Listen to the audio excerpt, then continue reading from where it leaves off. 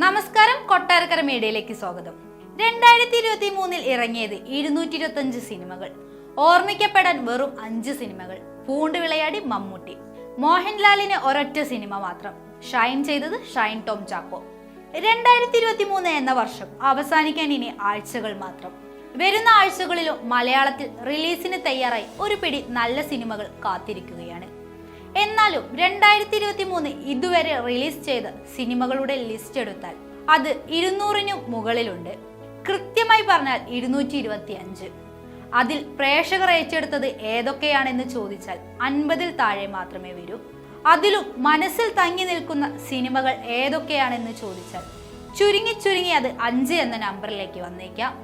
അരുൺ കിഷോർ സംവിധാനം ചെയ്ത് ചോട് എന്ന സിനിമയിലൂടെയാണ് 2023 സിനിമകളുടെ തുടക്കം. പിന്നീട് ജിന്ന്, എന്നാലും എൻ്റെ അളിയ, തേര്, ഇരു, ചേസിംഗ് ഡേയ്സ്, സോഫി എന്നിങ്ങനെ സിനിമകൾ വന്നുകൊണ്ടേയിരുന്നു.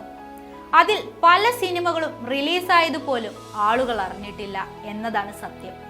അങ്ങനെ ശോകഭാവത്തിൽ പോകുമ്പോഴാണ് നൻപകൽ നേരത്ത് മയക്കമെന്ന ചിത്രം തിയേറ്ററിനെ ഉണർത്തിയത്.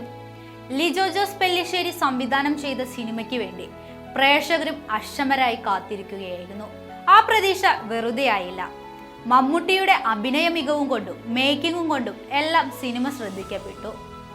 അതിനുശേഷം തിയേറ്ററിൽ ഒരു ഗംഭീരോളം സൃഷ്ടിച്ചത് ജൂഡ് ആന്റണി ജോസഫ് സംവിധാനം ചെയ്ത 2018 എന്ന സിനിമയാണ്. വിമർശനങ്ങൾ പലതും ഉയർന്നെങ്കിലും സിനിമയുടെ വിജയം ആഘോഷിക്കപ്പെടേണ്ടത് തന്നെയായിരുന്നു.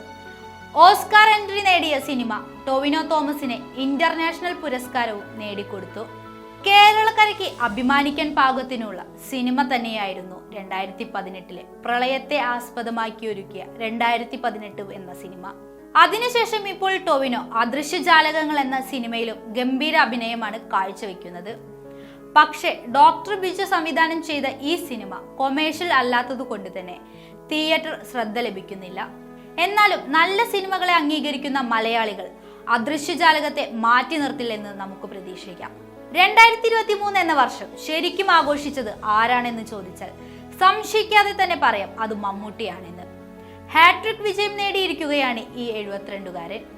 നൻപകൽ നേരത്ത് മയക്കമെന്ന സിനിമയ്ക്ക് ശേഷം ഇറങ്ങിയ കണ്ണൂർ സ്കോഡും കാതൽ ദ കോറും പ്രേക്ഷക ശ്രദ്ധ നേടുകയും കളക്ഷൻ വാരുകയും ചെയ്തു. 3 സിനിമകളും നിർമ്മിച്ചത് മമ്മൂട്ടി കമ്പനി തന്നെയാണ് എന്നതാണ് മറ്റൊരു ഹൈലൈറ്റിംഗ് പോയിന്റ്. 3 മികച്ച വിജയം നേടി. എന്നാൽ മോഹൻലാലിന് ഈ വർഷം മലയാളത്തിൽ ഒരേ ഒരു സിനിമ മാത്രമേ ഇതുവരെയുള്ളൂ. ഈ വർഷം മികച്ച നടൻ എന്ന കാറ്റഗറിയിൽ മത്സരിക്കാൻ എന്തായാലും ടൊവിനോ തോമസ് ഉണ്ടാകും എന്നുറപ്പാണ്.